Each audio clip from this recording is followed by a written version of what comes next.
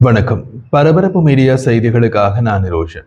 Operation சிலந்தி வலை போரின் ஆரம்பத்தில் ரஷ்ய கருங்கடல் கப்பல் தொகுதியின் முதன்மை கப்பல் மொக்ஸ்வா மூழ்கடிக்கப்பட்டதற்கும், கிரிமியாவின் செபாஸ்டோபோலில் உள்ள கருங்கடல் கப்பல் தொகுதியின் சொந்த துறைமுகத்தை ரஷ்ய கடற்படை பெருமளவில் கைவிட வேண்டிய கட்டாயத்திற்கான கடல்சார் ஆளற்ற கப்பல் தாக்குதலுக்கும் இணையான ஒரு அடையாள நிகழ்வாக அமைந்துள்ளது.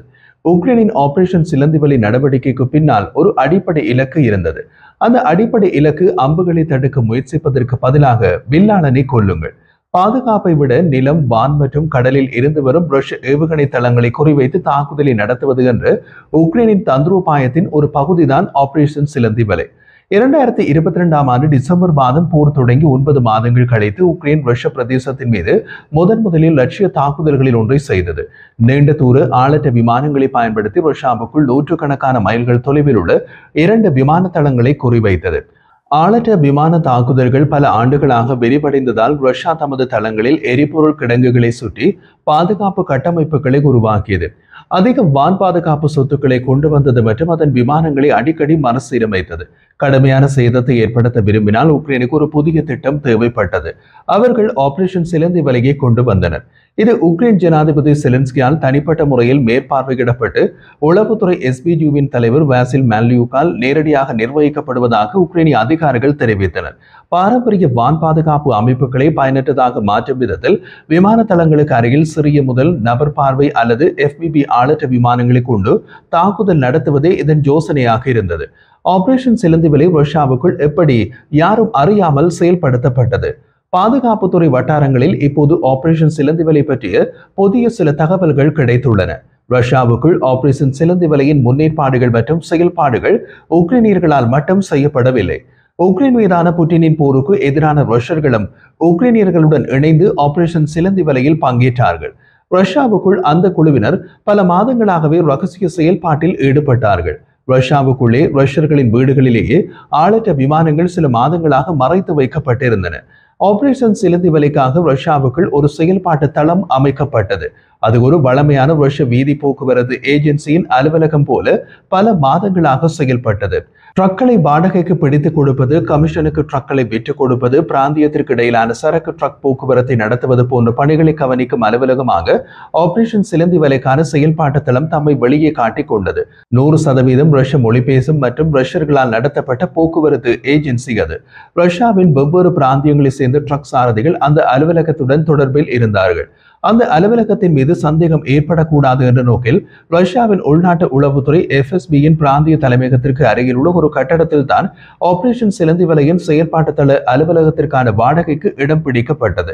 ரஷ்யாவின் வெவ்வேறு பிராந்தியங்களில் உள்ள டிரைவர்கள் மற்றும் போக்குவரத்து ஏஜென்சிகளுடன் தொடர்பில் இருந்த காரணத்தாலும் இது ஒரு போக்குவரத்து ஏஜென்சி என்பதாலும் அங்கு பணியில் இருந்த ஆபரேஷன் சிலந்தி வலை செயற்பாட்டாளர்கள் அடிக்கடி ரஷ்யாவின் வெவ்வேறு பிராந்தியங்களுக்கு பயணம் செய்வதாக காட்டிக் கொண்டார்கள். அதனால் அவர்கள் ஓரிரு வாரங்கள் அலுவலகத்தில் காணப்படுவதில்லை. உள்ளூர் ரஷ்ய பணியாளர்கள் அலுவலகத்தை கவனித்துக் கொண்டார்கள். அவர்களுக்கு ஆபரேஷன் சிலந்தி வலை பற்றி எதுவுமே தெரியாது. இந்த நடைமுறை காரணமாக ஞாயிற்றுக்கிழமை ஆபரேஷன் சிலந்தி வலை செயல்படுத்தும் முன்னர் அங்கு பணியில் இருந்த ஆபரேஷன் சிலந்தி வலை செயற்பாட்டாளர்கள் அந்த பிராந்தியத்தை விட்டு அகன்று சென்று விட்டார்கள். எவ்வித சிக்கலுமின்றி உக்ரைனுக்குள் போயும் விட்டார்கள். அதற்கு முன் ஆபரேஷன் சிலந்தி வலை நடவடிக்கைகளுக்கான ட்ரக்கள் தயார் செய்யப்பட்டு விட்டன. இவர்கள் பல மாதங்களாக ட்ரக்களை வாடகைக்கு பிடிப்பது, வாங்கி விற்பது போன்ற நடவடிக்கைகளில் ஈடுபட்டதால் அது சிரமமில்லாமல் நடந்தது. ஆளற்ற விமானங்களுடன் கூடிய கொள்கலன்கள் ரஷ்யாவில் வைத்தே பொருத்தப்பட்டன.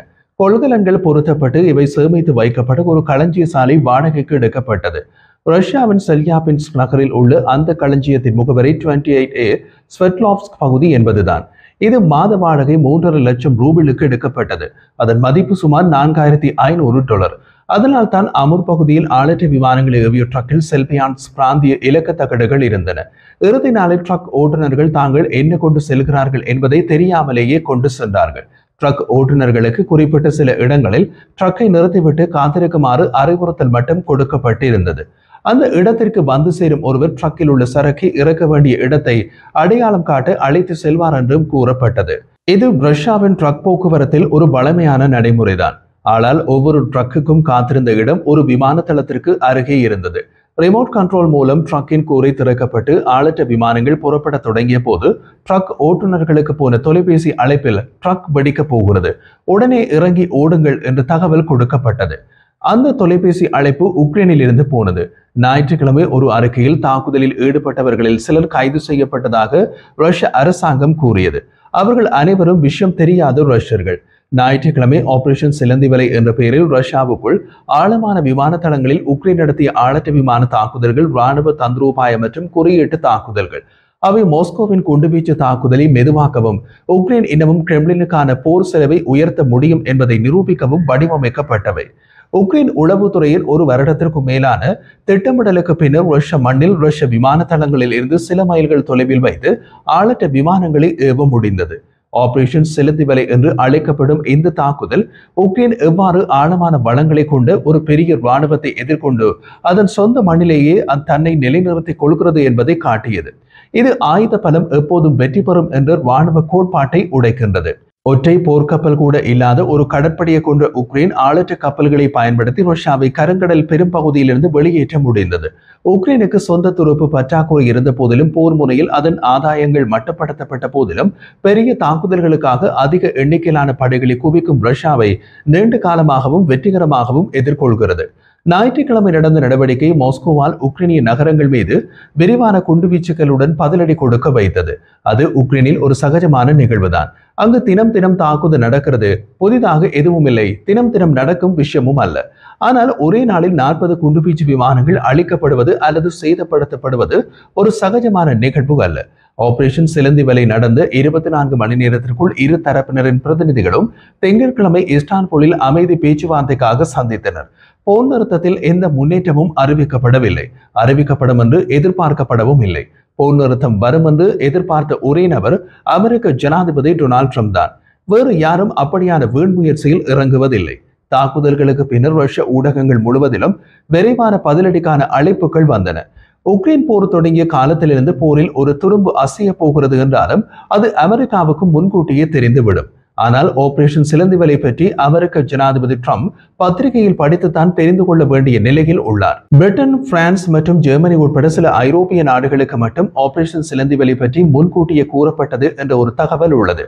மேலும் உக்ரைனியர்கள் தங்கள் சிக்கி தவிக்கும் தேசத்திற்கு மிகவும் தேவையான மன உறுதியை அளித்து ஒரு நடவடிக்கை கொண்டாடிய போதும் வழமை போல ரஷ்ய பதிலடியை எதிர்கொள்ள தயாராகினார்கள். ஆபரேஷன் சிலந்தி வலை ஆளற்ற விமான தாக்குதல்களுக்கு பின்னர் ரஷ்யா தனது மீதமுள்ள கனமான குண்டுவீச்சு விமானங்களை எவ்வாறு பயன்படுத்துகிறது, சேமித்து வைக்கிறது மற்றும் பாதுகாக்கிறது என்பதை மறுபரிசீலனை செய்ய வேண்டிய கட்டாயத்தை ஏற்படுத்தியுள்ளது.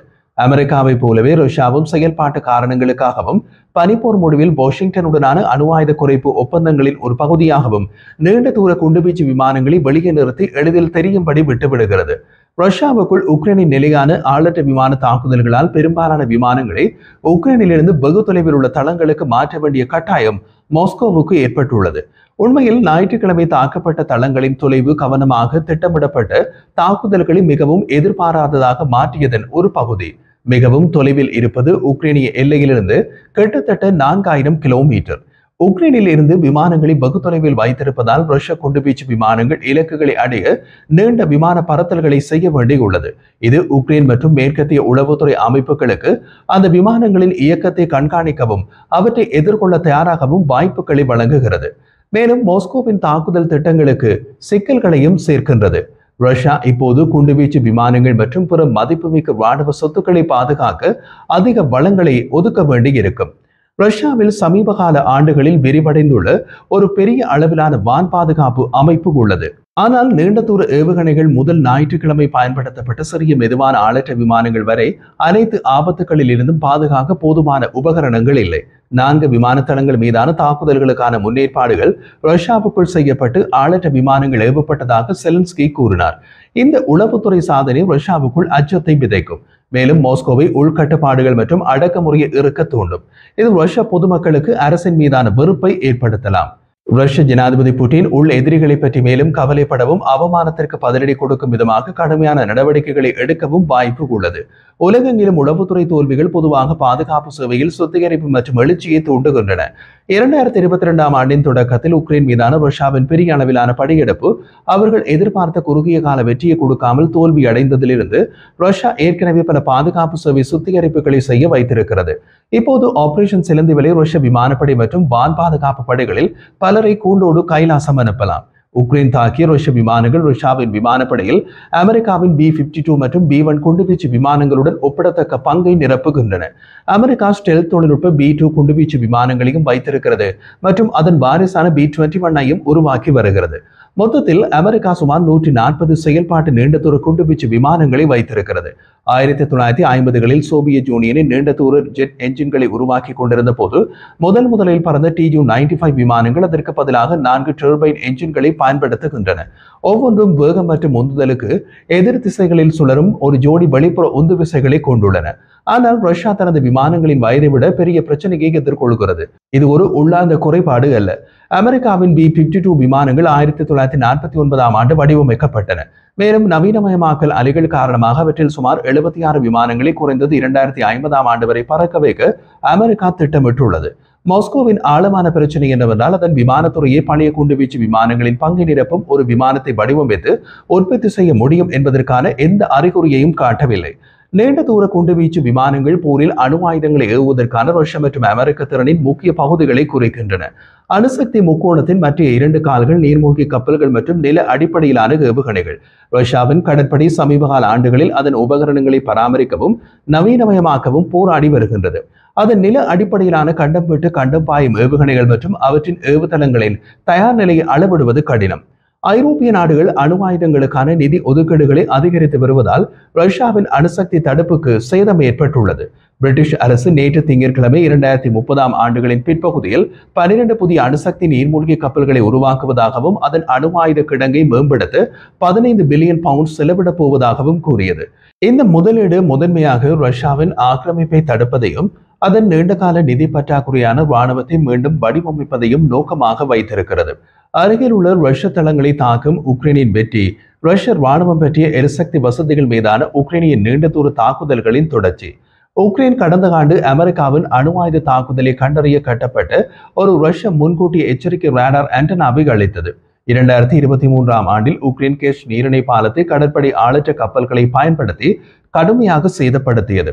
இது 2022ஆம் ஆண்டு ஒரு ட்ரக் குண்டு தாக்குதலுக்கு பின்னர் ஒரு அடுத்த முயற்சியாக வெளிப்பட்டது.